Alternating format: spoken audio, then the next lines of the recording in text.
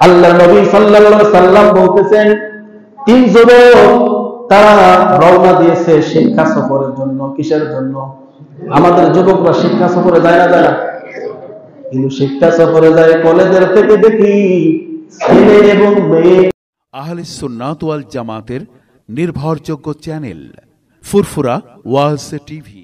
ফুরফুরা ওয়াজ TV বলে না, আল্লাহ তাআলা বলতেছেন ওয়ালা তাকরাবুজ জিনা, তুমি জিনা করার কাছেও যেও না।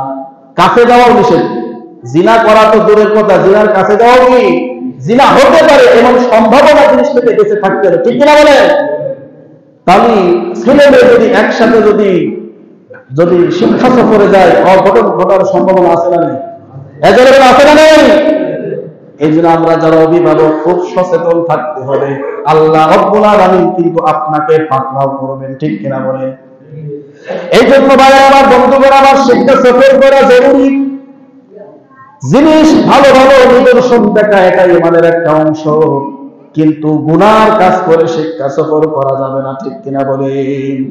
তিন যুবক শিক্ষা সফরে গেছে, যায় ঘুরতে ঘুরতে সন্ধ্যা লেগে গেছে। সন্ধ্যা লাগার পরে আল্লাহর নবী বলতেছেন, যখন সন্ধ্যা হয়ে গেছে বাড়ি আসতে পারে না। এই সময় তিনজন যুবক পরামর্শ করে বললেন, আজকে রাত্রে তো যাওয়া যাবে না, কি করা যায়? তারা যাইতে যাইতে দেখে একটা পাহাড়ের গুহা আছে, পাহাড়ের ভিতর অনেক থাকবে জায়গা আছে। তিন যুবক সিদ্ধান্ত নিয়ে এখানে রাতটা কাটিয়ে দিবেন। ঝড় বৃষ্টি শুরু হয়ে গেল, বাইরে কোথাও থাকার জায়গা নাই, বাইরে কোথাও থাকতে পারে না, পরে গুহার ভিতরে ঢুকে গেল। রাত্রে যখন গুহার ভিতরে ঢুকলো, ঢোকার কিছুক্ষণ পরে গুহার উপরে বিশাল বড় একটা পাথর এসে ওই গুহার মুখটা কেটে গেল। নবীজি বলতেছে, এমন ভাবে গুহার মুখটা কেটে গেছে, বাইরের আলো বাতাস কিছুই ভিতরে ঢুকতেছে না। তিন যুবক এক জায়গায় হয়ে পরামর্শ করলো, কি করা যায়, কি করা যায়। ওই সময় তো মোবাইলের যুগ ছিল না, ঠিক কিনা বলেন? মোবাইল নাই, নেটওয়ার্ক নাই। তখন তিন যুবক পরামর্শ করে বলল যে আজকে আল্লাহর কাছে আমাদেরকে দোয়া করতে হবে। যার যার ভালো আমল আছে সে ভালো আমলের ওসিলা দিয়ে আল্লাহর কাছে দোয়া করলে হয়তো আমরা এই বিপদ থেকে মুক্তি পেয়ে যাব। সকলে বলুন সুবহানাল্লাহ। এই জন্য যে যে ভালো কাজ করবেন, ওই ভালো কাজের উদ্ধৃতি দিয়ে আল্লাহর কাছে দোয়া করবেন। আল্লাহ অমুক কাজটা করে নিলাম আল্লাহ তোমার সন্তুষ্টির জন্য, আল্লাহ তুমি ওই কাজের ওসিলা আমার গুনাহ খাতাগুলোকে মাফ করে দেন, এরকম দোয়া করতে হয়। যাই হোক ভাই আমার, বন্ধুগণ আমার, একজন যুবক দোয়া করলেন, বললেন আমি একটা ভালো কাজ করেছি, আমি একটা কাজ করেছিলাম শুধু আল্লাহর জন্যই করেছিলাম। সকলে বলুন সুবহানাল্লাহ। ওই যুবক ডাকতে বললেন যে আমি যখন আমার একটা গাভী ছিল, ওই গাভী থেকে আমি দুধ দহন করতাম। দুধ দহন করার পরে ওই গাভীর দুধটা সর্বপ্রথম আমার বৃদ্ধ পিতা মাতাকে না খাওয়ালে অন্য কারো আমি খাওয়াইতাম না। সকলে বলুন সুবহানাল্লাহ। বললে আমার দুইজন বাবা আছে, তারা বৃদ্ধ ছিল। আমি প্রত্যেকটা দিন আমি গাভী থেকে দুধ দহন করার পরে আমার মা বাবাকে না খাওয়া আমার সন্তানদেরকেও আমি খাইতে দিতাম না এবং নিজেও সেই দুধ গ্রহণ করতাম না। ভাই আমার, বন্ধুগণ আমার, এরপরে বলতেছেন আমি একবার বাড়ির কাজের জন্য বাড়ির বাহিরে চলে গেলাম। যাওয়ার পরে আস্তে আস্তে রাত হয়ে গেল। আমি যখন বাসায় যখন এসে দেখি আমার মা বাবা ঘুমায় গেছি, তাদেরকে আমি ঘুমের ডিস্টার্ব হবে বলে ডাকি নাই। আমি ওই রাত্রে আমার গাভীর কাছে যে দুধটা দহন করলাম, দুধ দহন করার পরে যখন আমার মা বাবাকে যখন খাওয়াতে আসি, তখন দেখি আমার মা বাবা শুয়ে আছে।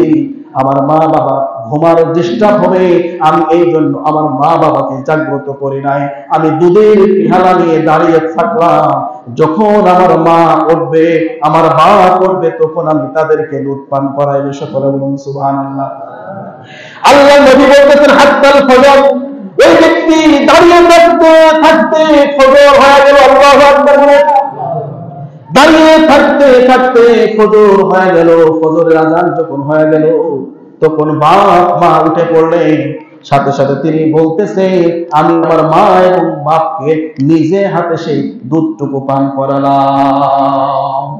ওই ব্যক্তি বলতেছেন, আল্লাহ, ওই যে সারা রাত ধরে আমি দাঁড়িয়েছিলাম, আল্লাহ আমার মা বাবাকে খুশি করে আমি দাঁড়িয়েছিলাম, মানে বলি একমাত্র তোমার খুশি করার জন্য, তুমি যত আমার প্রতি খুশি হয়ে যাও, এই জন্য আমি সারা রাত ধরে দুধের পেয়ালাটা হাতে নিয়েছিলাম।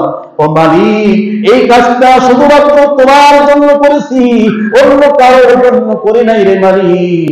এই কাজ যদি আমি তোমার জন্যই করে থাকি, তুমি আমার সামনে থেকে এই পাথরটা সরায় নাও। হঠাৎ করে তিনি তাকায় দেখেন অল্প একটু পাথর তার সামনে থেকে সরে গেছে। সকলে বলুন সুবহানাল্লাহ। এবার দ্বিতীয় ব্যক্তি বলতেছেন, আমি একটা ভালো কাজ করেছি। দ্বিতীয় ব্যক্তি বললেন, আমার একটা চাচাতো বোন ছিল, ওই চাচাতো বোনের প্রতি আমার একটা আকর্ষণ ছিল, তার সাথে আমি জিনা করার জন্য অনেকবার চেষ্টা করেছি, হয় নাই। দেশে দুর্ভিক্ষ দেখা দিয়েছে, দুর্ভিক্ষের কারণে আমার চাচাতো বোন অভাবে পড়ে গেছে। আমার কাছে এসে বলল, ভাই তুমি আমার কিছু টাকা কর্জ দাও, ধার দাও। তখন আমি বললাম, আমি তোমার টাকা দিতে পারবো না, তবে দিতে পারে যে একটা শর্তে, আমার সাথে জিনায় লিপ্ত হতে হবে।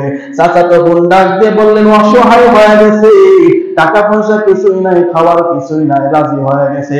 ওই ব্যক্তি বললেন, আমি যখন জিনা করার জন্য প্রস্তুতি গ্রহণ করলাম, তখন ওই চাচাতো বোন ডাক দিয়ে বলে, ভাই রে, আমার ইজ্জত তুমি রক্ষা করো, আমি আল্লাহ রাব্বুল আলামিনকে তুমি ভয় করো, কারণ আমার কোনো বিবাহ হয় নাই, আমার গায়ে কোনো পুরুষ স্পর্শ করে নাই, আমার এই শরীরের একমাত্র হকদার আমার স্বামী, আমার স্বামী ছাড়া এই শরীর কেউ দেখতে পারবে না, তুমি আল্লাহ তাআলাকে ভয় করো, তোমার তো এটা গুনাহ হবে। তখন ওই ব্যক্তি ডাক দিয়ে বললেন, এই কথা শোনার সঙ্গে সঙ্গে আমার মনের ভিতর আল্লাহর ভয় জন্মায়।